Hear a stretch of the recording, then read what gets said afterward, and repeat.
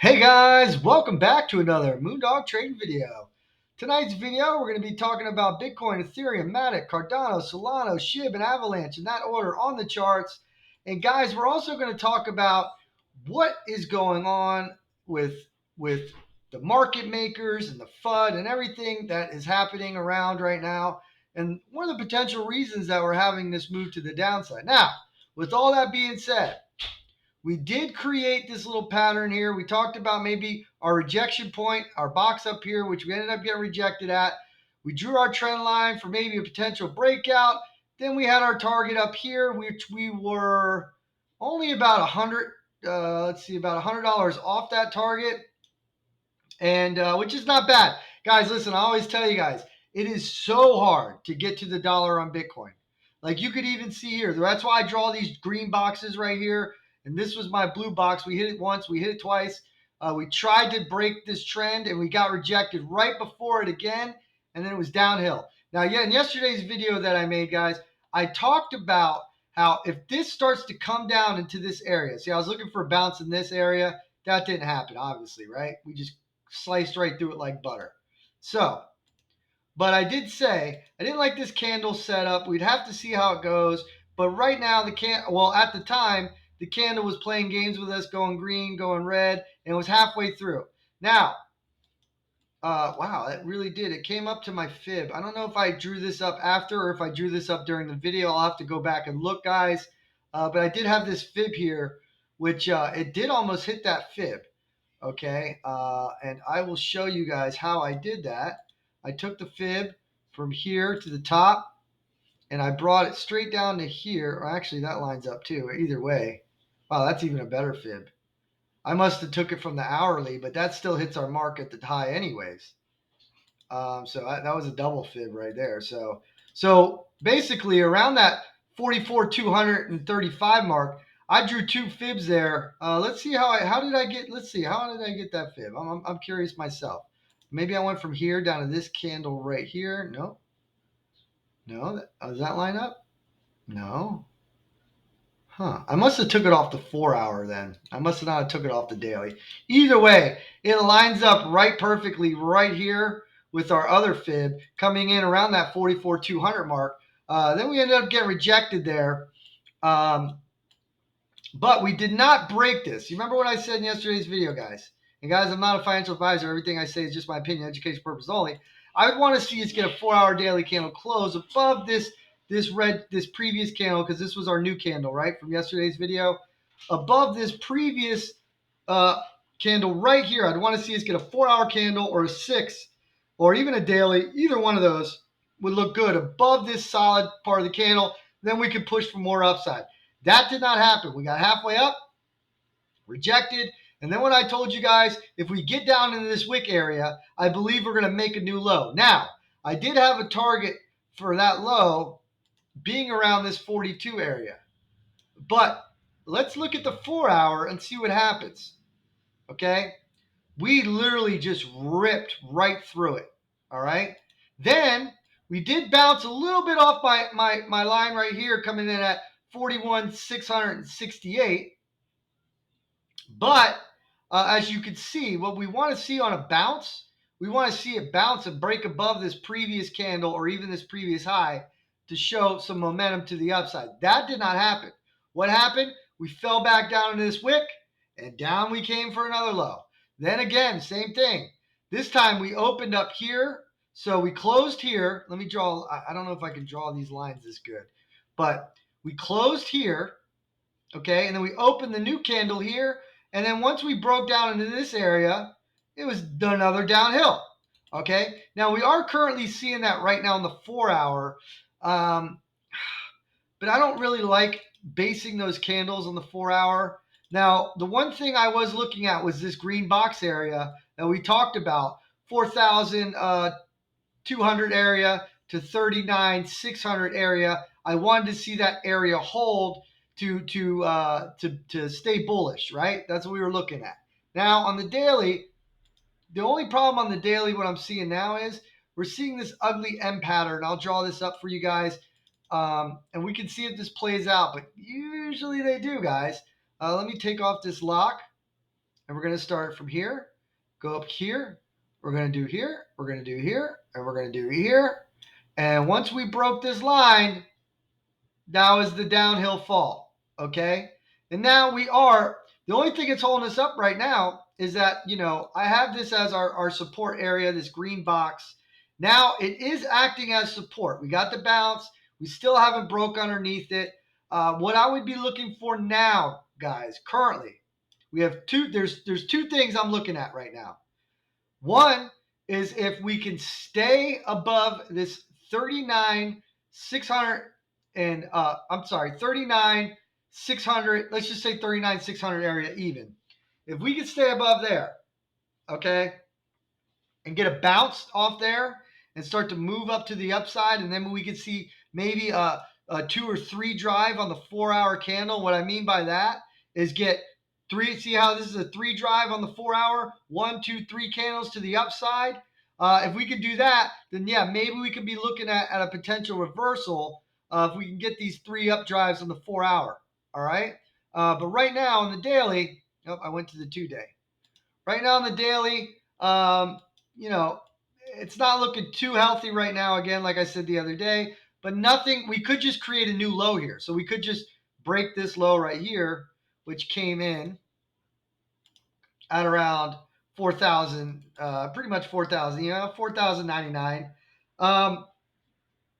which we were again another $100 off there, $140 off there. So that's why I draw these ranges, guys, because it could wick in these ranges. You see this range? You see this wick? Anywhere in this range. This wick, look at the range, guys. If I just drag this thing over. Oh, of course it's locked. Oh, why did that have to do that to me? I had the lock on, so it just ruined my whole skit here, guys. All right, hold on.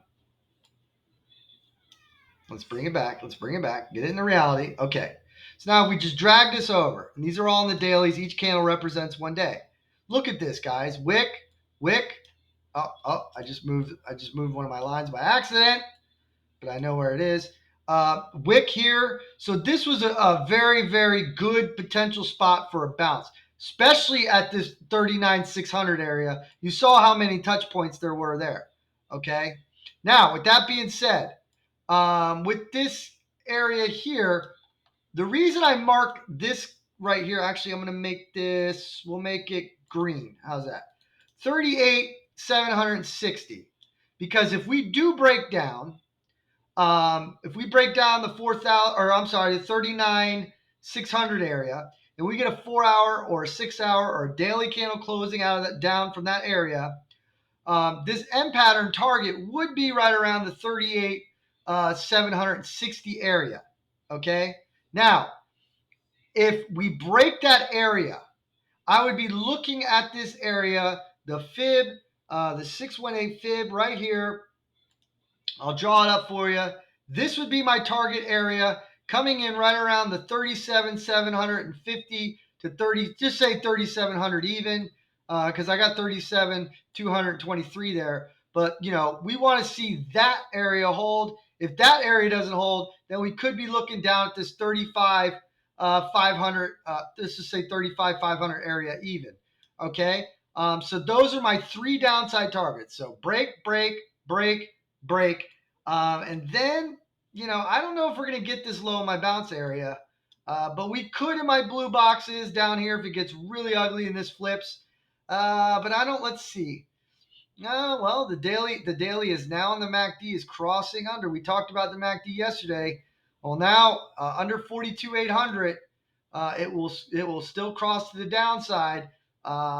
We ended up getting confirmation on this bearish divergence. We had a 3-drive bearish divergence right here. We crossed down. We were talking about that as a potential move to the downside with this stochastic indicator yesterday. But remember what I said, guys? I don't care. So most of the indicators are pointing to the upside, right? And I said, guys, I'm worried about this candle. Forget that. I want to worry about the candle. Now, I did talk about a big bearish run and the weekly and everything else, and we're going to go to that right now. I know I'm spending a lot of time on Bitcoin, but guys, Bitcoin runs the market. This is the most important show in the world when it comes to crypto. This is the show. This is the market maker. Okay. I don't like this candle. No, I don't like this so far. This daily. This could be a potential move to lower targets. But let's see. Let's see. Not until we break my area. Not until we break my area. Then once that happens, then we could be looking at these lower targets. Until then, no. I'm sorry. We're on the weekly, so yeah.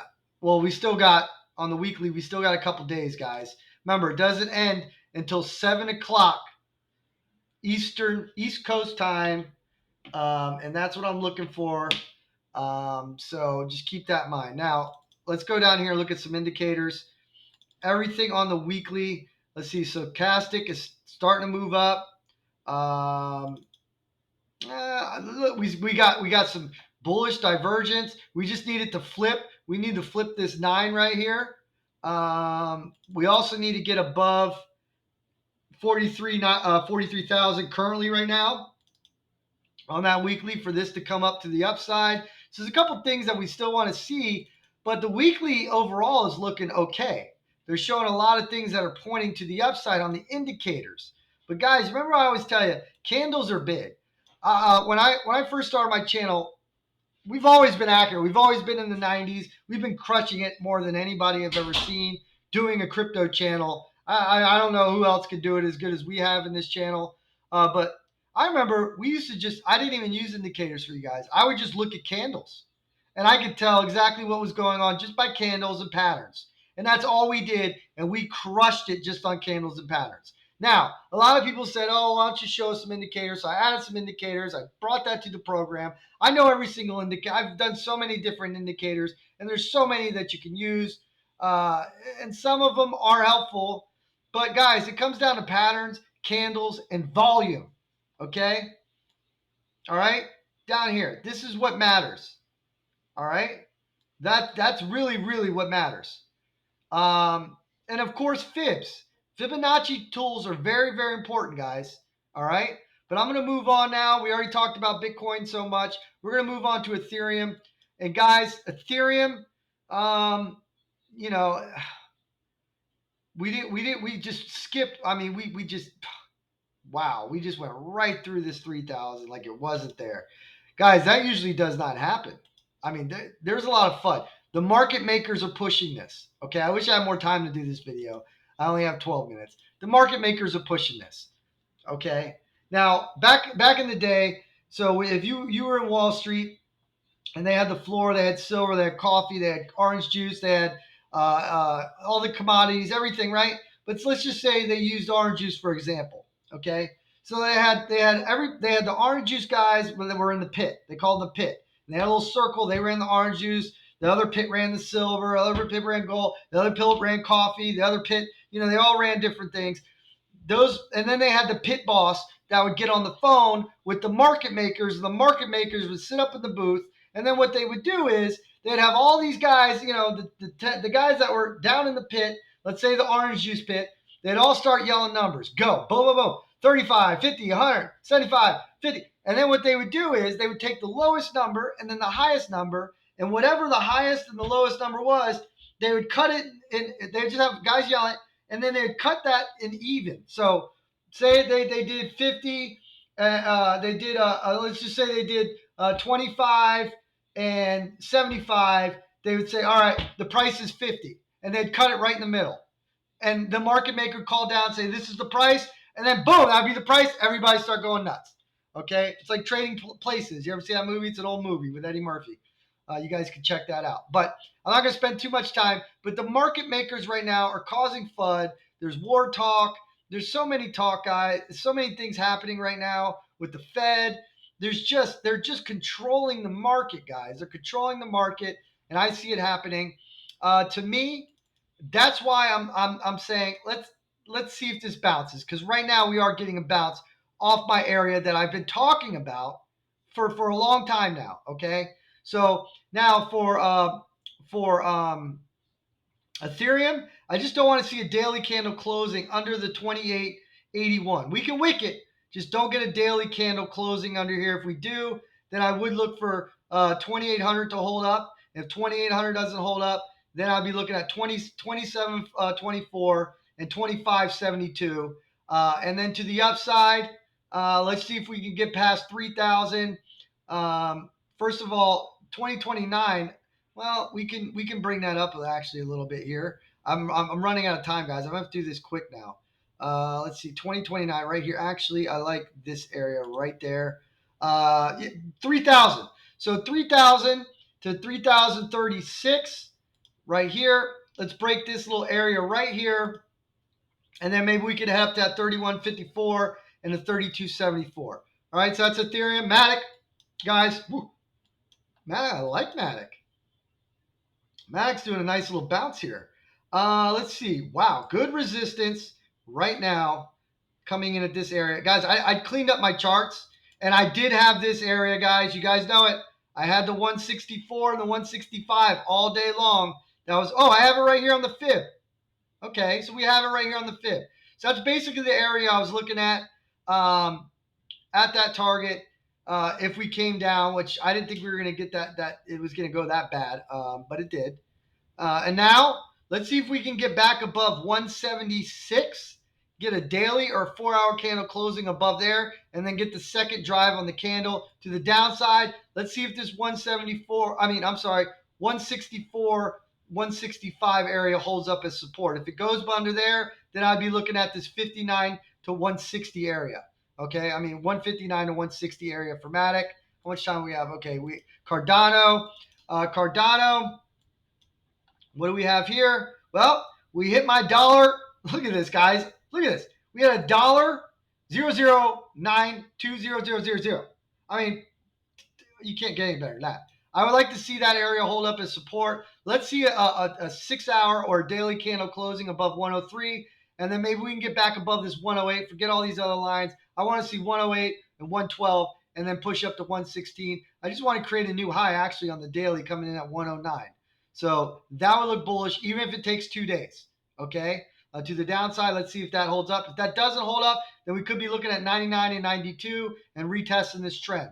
All right, Solana, the W did not happen. Failed breakout. This was ugly. We thought we could get some here. None of it played out. We couldn't get any candles closing, any dailies closing.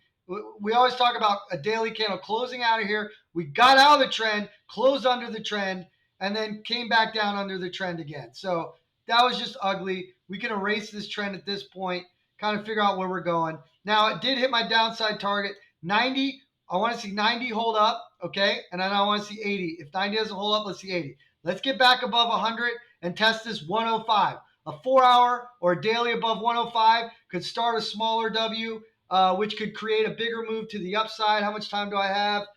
2 minutes. So I got to go quick, guys. It's going to be quick. But we could create a smaller W right here. Boom, boom, boom, boom.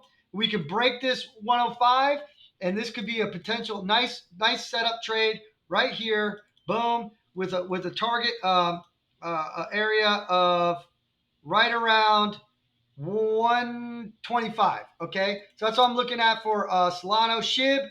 Guys, Shiba, as long as we stay above this 27. Oh, we bounced off the 50. I want to see the 50-day moving average hold up. We talked about it. Actually, we came close to it. But let's see if this 27.10 holds up. 27 or 28.20, and let's see if we can get back above 3,000, get a daily candle close, and then get another candle closing above that and try to push up to 32. And that's what I'm looking at for that. Let's see how much time we have left. Avalanche. Guys, Avalanche. Let's see, what are we looking at? We had our retest, our bounce. We drew this move up perfect. We had this move. We got rejected up at my 97, 98 zone. And now we're getting the bounce near my 85. What did it get down to? 86. So we were literally a half a penny off there. Guys, this can happen. It's called front running. We always front run everything. Let's see if that holds up. If that holds up, let's see if we can create a new high and push back above 97. If that 85 doesn't hold up, look for a target around 80 or a little bit above, maybe 81 or 82 area. I think that's it for tonight's video, guys. I'm not a financial advisor. Everything I say is just my opinion, educational purpose only. Much love to all you guys, and be safe out there. Peace out.